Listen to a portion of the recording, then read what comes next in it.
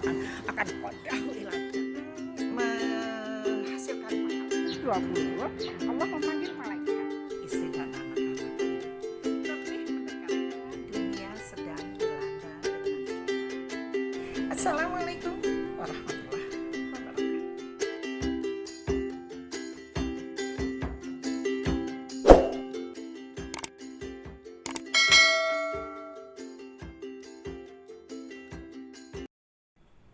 Halo, apa kabar semuanya?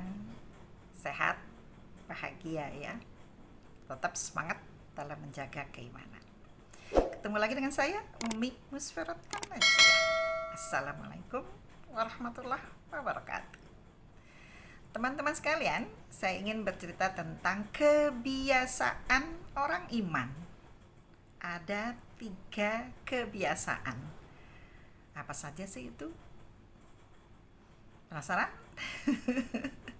Teman-teman yang belum subscribe, monggo like dan share ya.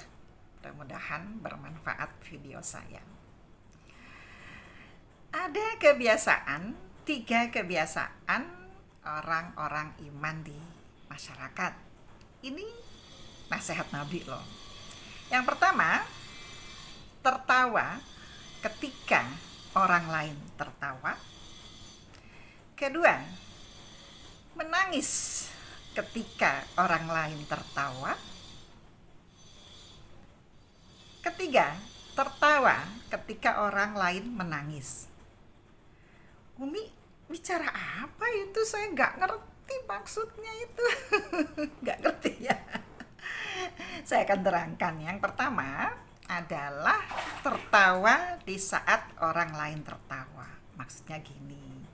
Ketika orang lain ini maksudnya di luar Islam, di luar iman, itu sedang berbahagia, sedang bersenang ria, melihat sesuatu, pertunjukan, mungkin konser, atau film, atau apa, mereka tertawa, orang-orang iman juga tidak masalah ikut tertawa.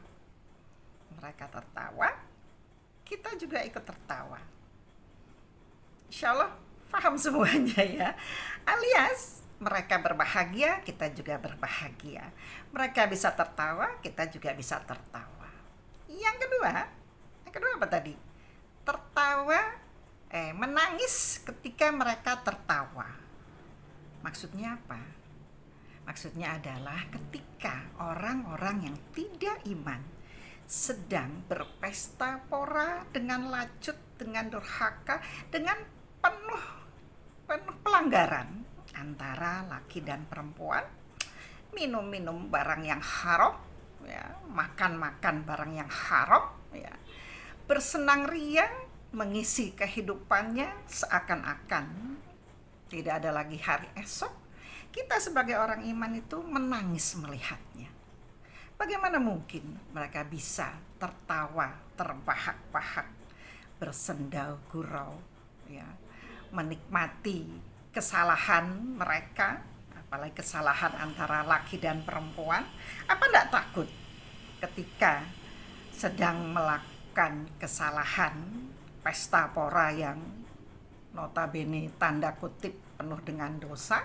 Allah akan menurunkan siksa, gempa bumi, bom mungkin, kita tidak tahu, kebakaran. Nah, untuk itu orang-orang iman itu menangis di hatinya, atau menangis, benar-benar menangis melihat pelanggaran yang luar biasa.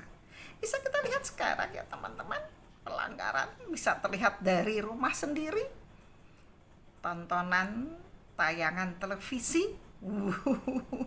Contoh-contoh yang kurang baik itu banyak sekali di televisi. Walaupun yang baik juga ada.